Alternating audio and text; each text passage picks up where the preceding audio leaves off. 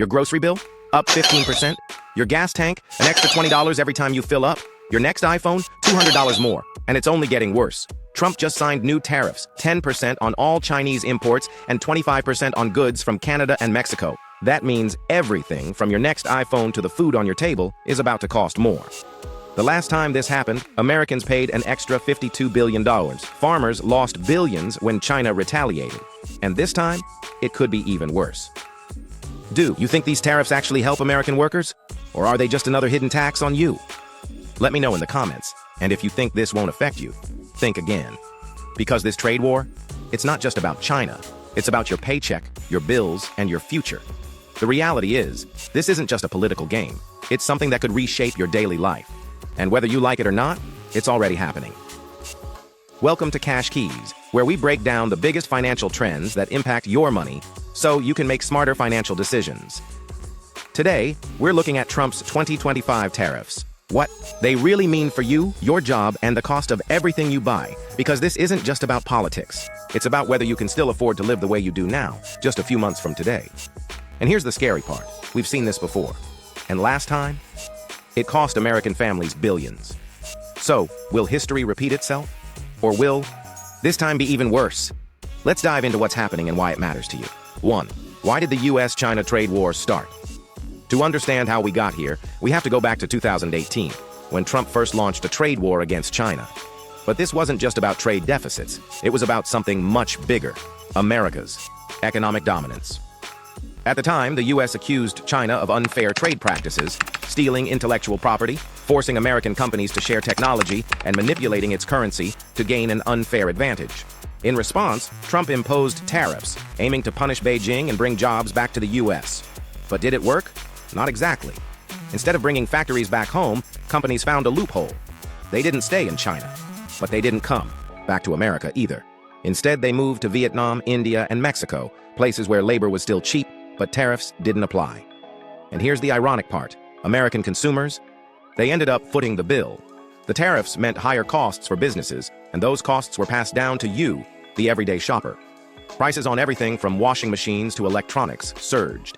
A study by the Federal Reserve found that the 2018 tariffs cost American households an average of $1,277 per year. Some say these tariffs will finally bring jobs back to America. But if that were true, why did companies move to Vietnam, India, and Mexico instead of returning home? And why did the U.S. manufacturing sector lose nearly 75,000 jobs during the first 2 years of the trade war? Others argue that tariffs were necessary to stop China from exploiting the U.S. economy. But was this really about trade?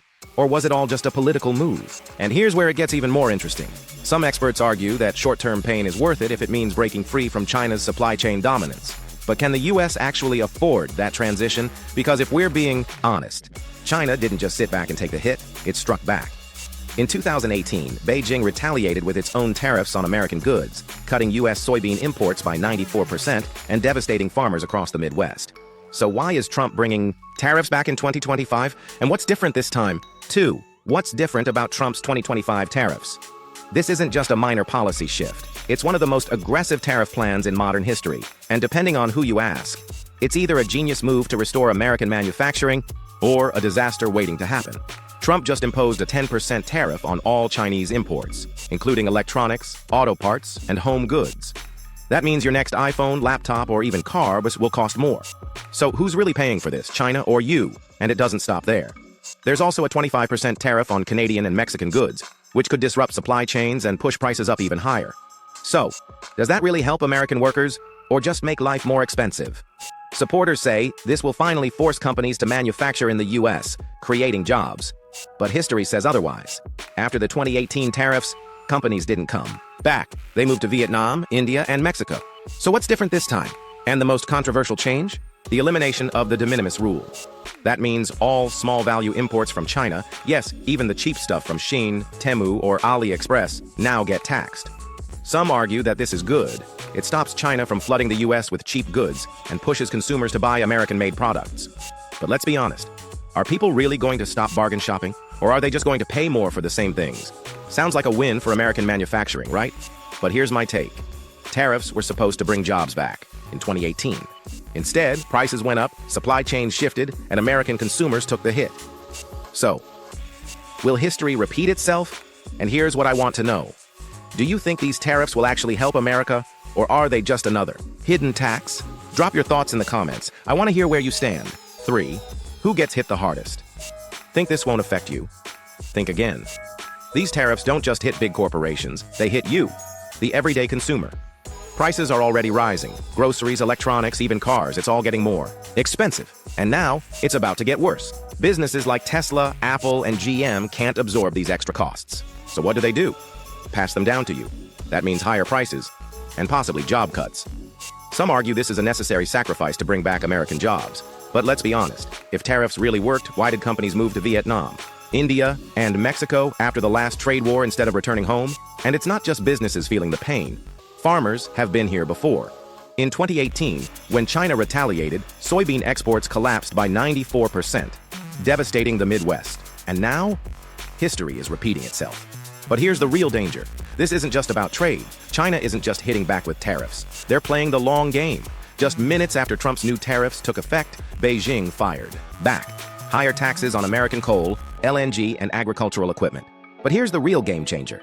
China is cutting off rare earth exports. Why does that matter? Because the US depends on China for 80% of its high-tech production. EV batteries, semiconductors, defense systems, even medical devices. If China keeps restricting these resources, entire industries could grind to a halt. This isn't just a trade dispute anymore. This is an economic war. And here's the thing. Unlike in 2018, China is now far better prepared. Over the past 5 years, China has expanded its trade with ASEAN by over 50%, making them its largest trading partner. While the US is raising barriers, China is building new alliances, securing alternative markets, and making sure they don't need American imports as much as before. So is America really gaining economic power here? Or are we just pushing China to strengthen its global influence even further? But there's another side to this argument. Some experts say this is exactly what America needs, to force companies to rethink their dependence on China. If businesses finally break free from Beijing's supply chain dominance, this could be a long-term win. But let's be real. History tells a different story. Companies will always prioritize cost efficiency over patriotism.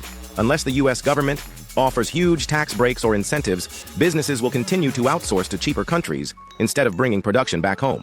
And here's something no one is talking about. These tariffs could backfire in unexpected ways. If China continues restricting rare earth exports, the industries Trump is trying to protect, like EVs, semiconductors, and defense tech, could actually suffer the most. So now, the real question is, are these tariffs making America stronger, or just another tax on working-class Americans? Drop your thoughts in the comments. I want to hear where you stand, and if this escalates, we might be looking at the biggest economic shift in decades. So, who really wins this trade war? Let's find out. 4. Is the US really winning this trade war? Just when we thought the trade war was about to explode across North America, Trump made a last-minute pivot. A surprise move, one that could either stabilize the economy or set the stage for an even bigger crisis. He announced a 30-day delay on tariffs against Canada and Mexico after striking a deal with both countries. In exchange, Canada and Mexico agreed to deploy 10,000 troops to their borders and ramp up efforts to combat drug smuggling. A diplomatic victory? Maybe. But here's the real question. Was this about trade, or was it just a political bargaining chip? Let's be clear, this wasn't a complete reversal. Over the weekend, Trump still signed an order imposing 25% tariffs on Canadian and Mexican goods and 10% on all Chinese imports. And the markets? They panicked. Investors feared a supply chain meltdown. Businesses scrambled for contingency plans. But then, after some strategic phone calls, Canada and Mexico got a temporary exemption. So what does this actually mean for the economy? Some say this is classic Trump. Apply maximum pressure, then cut a last-minute deal to claim victory. Others worry that trade policy is now being used as leverage for unrelated political issues, like border security. And while Canada and Mexico caught a break, China? Not so much. Trump's 10% tariffs on all Chinese goods remain untouched. And Beijing? They're not backing down. The bigger question is, are these last-minute deals actually stabilizing the economy, or just delaying an even bigger economic fallout? If Canada and Mexico only got a 30-day pass, what happens when the deadline expires? Do they cave into Trump's demands, or does this escalate into a full-blown economic standoff? But let's take it one step further. If other countries start seeing these tariffs as political leverage, what stops the EU, Japan, or even South Korea from getting dragged into this trade war next? And let's not forget the real victims, the American workers and businesses caught in the middle. Because at the end of the day, if supply chains get disrupted, who pays the price? You do. So is this the start of a new era in U.S. trade policy, or are we just kicking the can down the road until the next economic crisis? Let me know what you think in the comments. I want to hear your take. 5. How investors and businesses can adapt. Let's be real. The real winners of this trade war won't be everyday consumers or struggling businesses. It'll be the investors who know how to pivot, the ones who see what's coming and adjust before it's too late. So what should you be watching right now? First, domestic manufacturing stocks. With tariffs driving up costs on imports, companies that produce in the U.S. could benefit from the shift in supply chains. But don't get too comfortable. Just because manufacturing gets a boost doesn't mean every stock in this sector is a safe bet. Some companies won't be able to handle rising labor costs. That brings us to the real wild card, AI and automation. As wages rise and businesses struggle with tariffs, they'll start looking for ways to cut costs.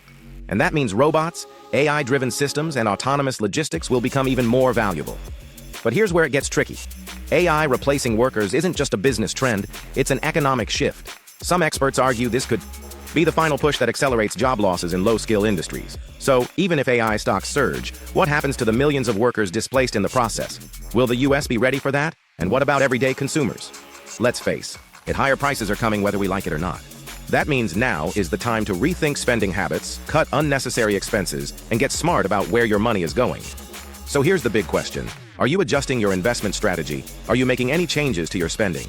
Drop your thoughts in the comments. I want to hear what you're doing to prepare. So, will these tariffs actually make America stronger? Or are they just another burden on working-class Americans? Here's what we do know. Your wallet is about to feel the squeeze. Prices are going up. Businesses are adjusting. And if you don't stay ahead of these changes, you could be the one left behind. But here's the real question. What happens next? Because this trade war? It's far from over. And the next moves from China, the US, and global markets could change everything. If you want to stay ahead of these economic shifts, don't wait until it's too late. Subscribe to Cashkeys now, because understanding these changes before they hit could be the difference between surviving and thriving. And if you're serious about protecting your money during uncertain times, there's one more thing you need to see. This next video will show you exactly what to do to prepare. Click here, because what's coming next might shock you.